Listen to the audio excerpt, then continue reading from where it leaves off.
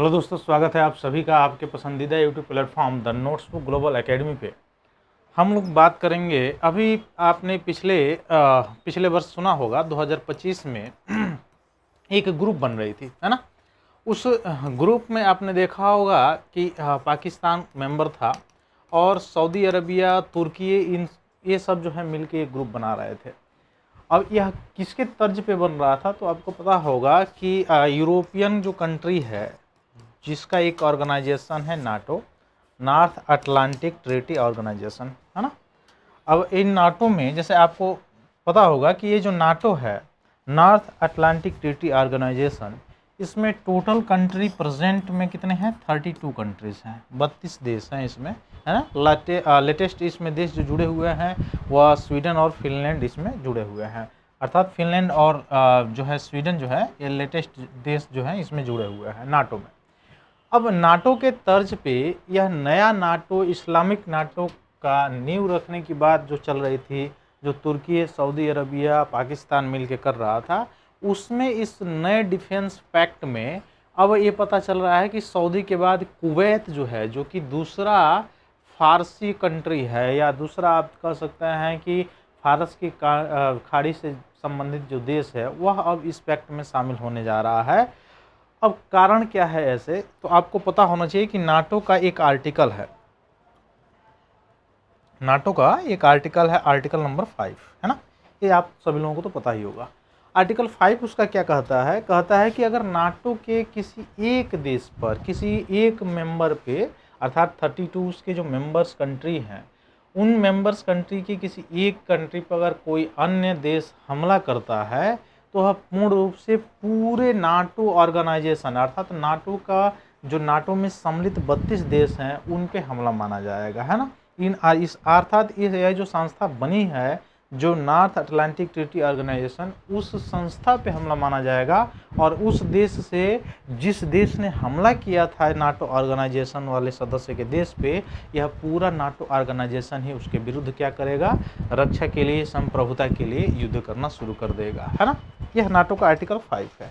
और यही तो आपका बैकग्राउंड है जिसके कारण आपने देखा होगा कि यूक्रेन रसिया युद्ध जो है अभी तक चलता चला आ रहा है, अभी तक उसका अंत होने का नाम वो नहीं ले रहा है। 2022 से चल रहा है, क्योंकि यूक्रेन को इन्होंने, ये जो यूरोपियन कंट्रीज जो है वह शामिल करने के लिए इसको उकसाया, या शामिल होने के लिए उत्तेजित हो गया कि हाँ मैं शामिल होऊंगा, और यही युद्ध का जड़ जो है बनना शुरू हुआ।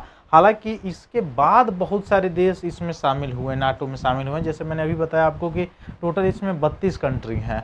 लेकिन यूक्रेन को अभी भी वैसे ही भूतल पे छोड़ दिया गया, उसको नाटो में शामिल नहीं किया गया।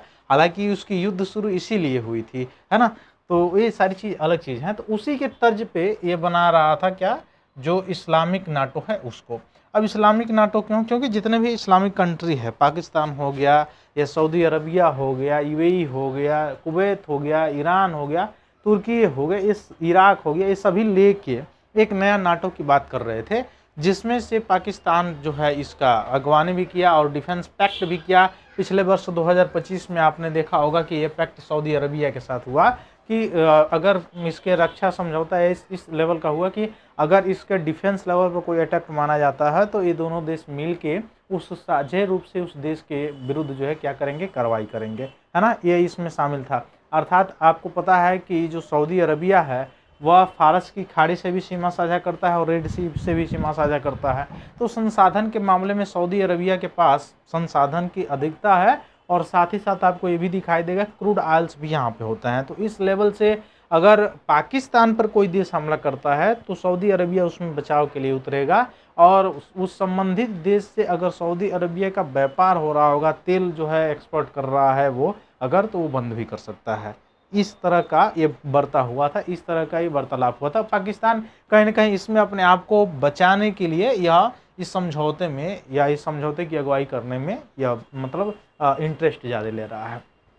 लेकिन अभी आपने देखा होगा कि ईरान और यूएस के बीच में जो युद्ध हो रहा था, उस युद्ध के बीच सऊदी अरेबिया पे बहुत सारे अटैक किए गए, उसके अलग अलग एयरबेस पे भी किए गए।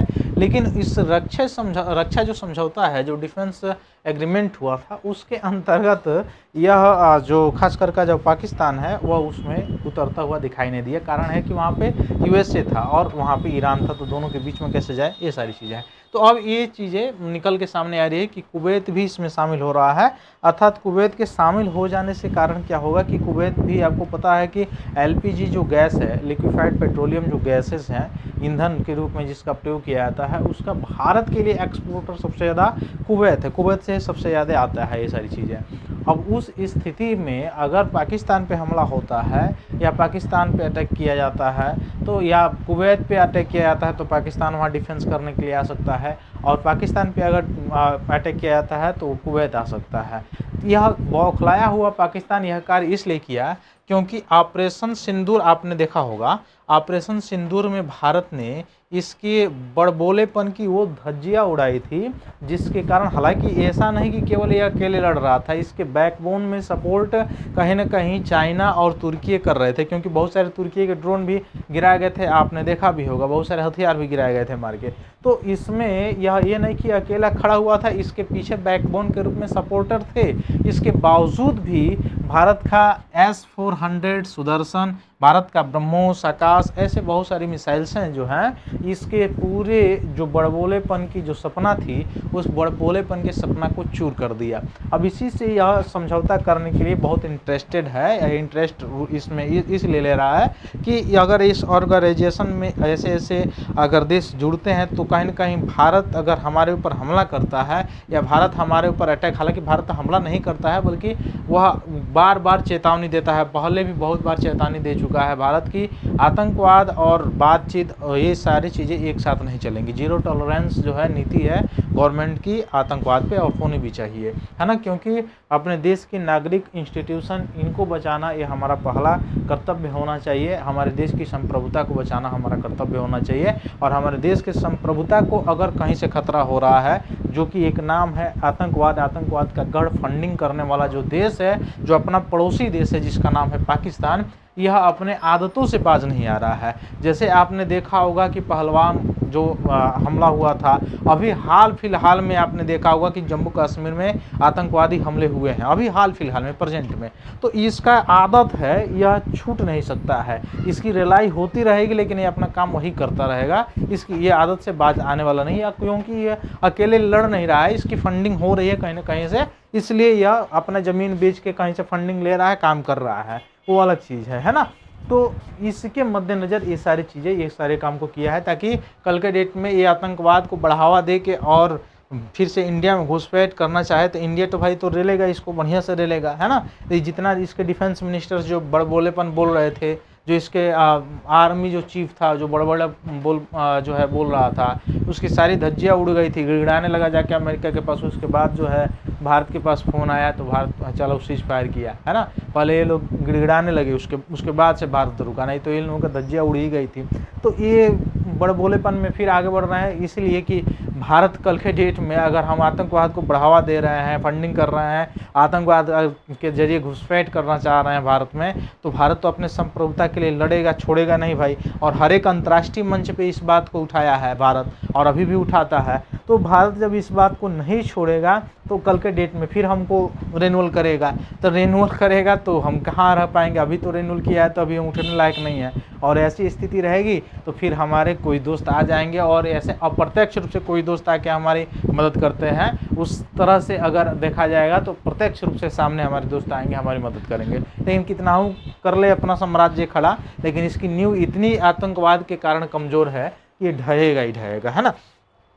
तो खाड़ी देश जो गल्फ रीजन की बदलती सुरक्षा परिस्थिति के बीच कुवैत ने भी पाकिस्तान के साथ 5 ईयर्स डिफेंस कॉरपोरेशन एग्रीमेंट को जो है सिग्नेचर कर दिया है, औपचारिक मंजूरी दे दी है।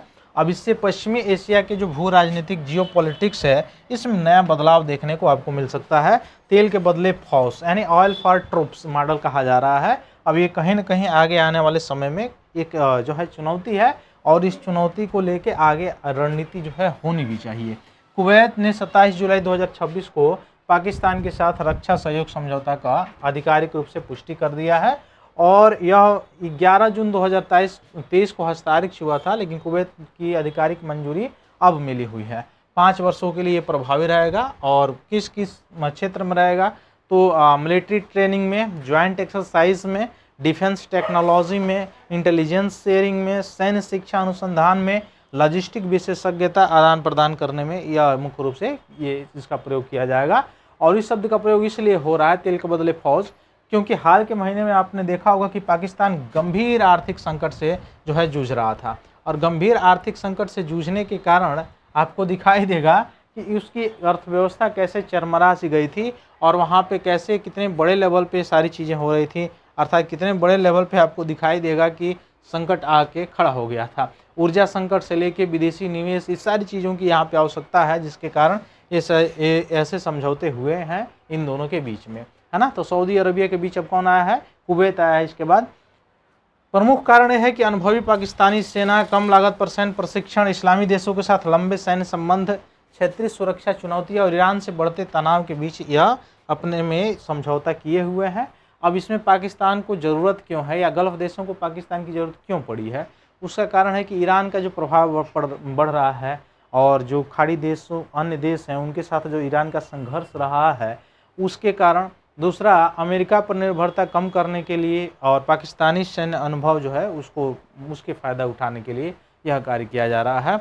और पाकिस्तान को बहुत सारे इसमें लाभ, मतलब फ़ायदा तो मिल ही सकता है। ऊर्जा आपूर्ति में स्थिरता, सस्ते तेल हो सकता है मिले, फाइनेंस जो है कुछ इन्वेस्टमेंट मिले, लेकिन आतंकवाद के नाम पर इन्वेस्टमेंट जो मिलेगा वह उन जो लोग इन्वेस्टमेंट करेंगे उनकी ही ये चिंता का विषय हो जाएगा। ईरान के साथ संबंध अगर देखा जाए तो पाकिस्तान गल्फ सुरक्षा ढांचे का प्रमुख हिस्सा बनता है, तो ईरान इसे अलग नज़रिए से देख सकता है। भारत की चिंता क्या है, तो पहले से ही गल्फ देशों के साथ मजबूत आर्थिक और सामरिक संबंध रखता है। हालांकि पाकिस्तान और गल्फ देशों के बढ़ते रक्षा सहयोग पर भारत निश्चित रूप से नज़र रखेगा। इसमें रणनीति भारत भी बनाएगा, अपना संतुलन बनाए रखने में मुख्य रूप से कार्य करने की यहाँ पे आपको दिखाई देगी। तो फिर मिलते हैं हम लोग अपने अगली क्लास में। तब तक के लिए आप सभी को बहुत बहुत धन्यवाद। जय हिंद।